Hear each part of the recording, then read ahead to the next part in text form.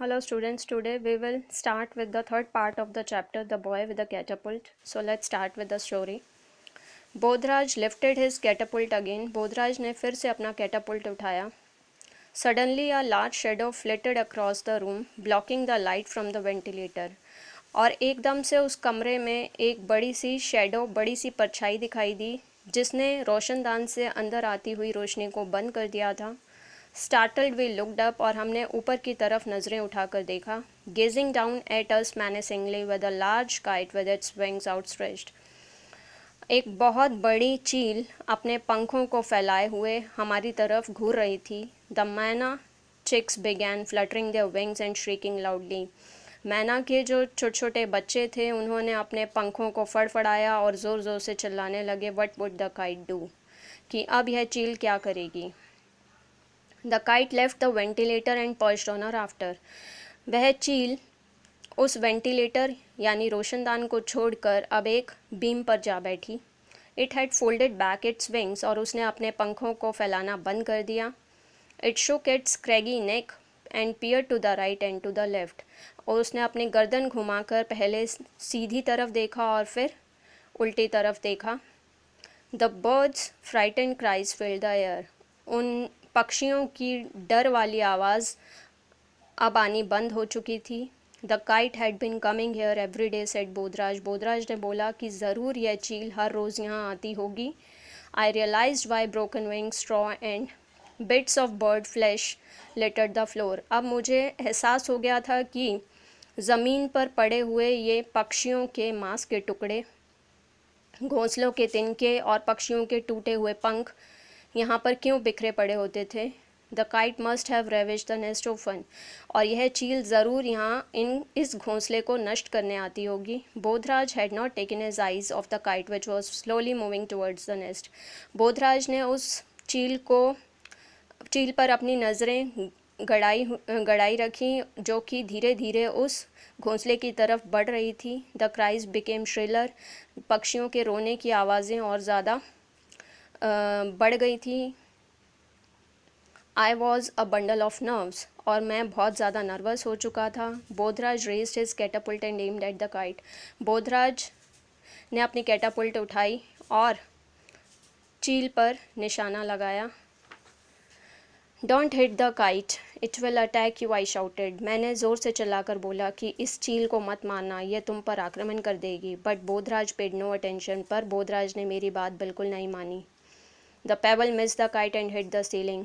और उसका निशाना चील पर लगने की जगह छत पर लगकर नीचे गिर गया.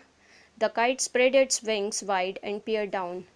चील ने अपने पंख फैलाए और नीचे की तरफ आने लगी. Let's get out of here, I said frightened. मैंने डरे हुए स्वर में बोला, चलो यहाँ से निकल चलते हैं. The kite will eat up the little ones. कि यह चील अब इन छोटे छोटे बच्चों को खा जाएगी. This sounded rather strange coming from him. Bodhraj ने मुझे यह बोला. Bodhraj aimed again. बोधराज ने फिर से निशाना लगाया. The kite left the rafter and spreading its wings flu in a semi circle and अलाइटेड on a beam. चील अब राफ्टर यानी बीम को छोड़कर निकल पड़ी और अपने पंखों को फैलाए हुए सेमी सर्कल में घूमते हुए एक बीम पर जा बैठी. The chicks continued to scream. पर छोटे छोटे बच्चों की चिल्लाने की आवाज़ें अभी भी आती रहीं. Bodhraj handed me the catapult and some pebbles from his pocket. अब बोधराज ने अपनी कैटापुल्ट मुझे दी और अपनी पॉकेट से कुछ पेबल्स निकाल कर दिए. Aim at the kite. और मुझसे कहा कि इस चील पर निशाना लगाते रहो. Go on hitting it, don't let it sit down, he instructed. उसने मुझे इंस्ट्रक्शन देते हुए बोला कि अपना निशाना कंटिन्यू रखना और इस चील को बैठने मत देना. Then he ran and pulled up a table standing against the wall to the middle of the room. अब वो तेज़ी से भागा और दीवार के साथ लगे हुए एक मेज़ को कमरे के बीचों बीच लाकर रख दिया. I did not know how to use the catapult. पर मुझे नहीं पता था कि इस कैटापुल्ट का इस्तेमाल कैसे करना है. I tried once but the kite had left the beam and flown to another. मैंने एक बार निशाना लगाने की कोशिश की पर चील ने बीम को छोड़कर दूसरे बीम पर जा बैठी. Bodhraj brought the table right under the मैना नेस्ट. अब बोधराज उस मेज़ को खिसकाकर मैना के घोंसले के नीचे ले गया। Then he picked up the broken chair and placed it on the table. फिर उसने एक टूटी हुई कुर्सी लेकर उस मेज़ के ऊपर रख दी। He climbed on the chair, gently lifted the nest and slowly step down. उस चेयर पर चढ़कर उसने उस घोंसले को उतारा और नीचे आ गया। Let's get out of here, he said and ran towards the door. उसने कहा चलो यहाँ से निकल चलते हैं, और उस दरवाजे की तरफ भागा। आई फॉलोड, मैं भी उसके पीछे पीछे चल दिया।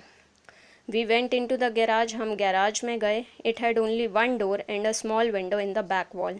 उसमें सिर्फ एक ही दरवाज़ा था और उसकी पीछे की दीवार पर एक छोटा सा झरोखा था। The kite can't get in here, he said. उसने बोला कि यह चील यहाँ नहीं आ सकती है। And climbing on to a box place the nest on a beam. और एक बॉक्स पर चढ़कर उसने उस घोंसले को बीम पर रख दिया। The mynah's young had quieten down. अब माइना के जो बच्चे थे वो बिल्कुल ही चुप हो गए थे। Standing on the box, Bodhraj peeped into the nest. उस बॉक्स पर चढ़कर बोधराज उस घोंसले में झांकने लगा। I thought he would pick them both up and put them in his pocket. मुझे लगा कि अब वो दोनों बच्चों को उठा लेगा और अपनी पॉकेट में रख लेगा, एज ही यूजुअली डिड, जैसा कि वो हर बार करता था। But after looking at them for a long time he said, bring some water, the chicks are thirsty. पर काफ़ी लंबे समय तक उनको देखने के बाद उसने कहा कि ये बच्चे बहुत ही प्यासे हैं, इनके लिए थोड़ा पानी ले आओ। We will put it drop by drop into their mouth. हम एक एक बूंद करके इनके मुंह में डाल देंगे। I brought a glass of water. मैं पानी का एक ग्लास लाया। Both the chicks beaks open were panting. दोनों मैना के दोनों बच्चे बहुत पसीने में लथपथ अपनी चोंच को उन्होंने खोला। Bodhraj fed them with the drops of water. Bodhraj ने पानी की एक एक बूंद उन्हें पिलाई। He told me not to touch them nor did he touch them himself. और उसने मुझे बोला कि इन बच्चों को मत छूना, और ना ही खुद उसने उन बच्चों को छुआ। How will their parents know they are here, I asked. मैंने पूछा कि इनके पेरेंट्स को कैसे पता चलेगा कि उनके बच्चे यहाँ पर हैं। They will look for them. वह उन्हें ढूंढते ढूंढते इस झरोके से अंदर आ जाएंगे। We stayed in the garage for a long time. और हम लंबे समय तक गैराज में बैठे देखते रहे।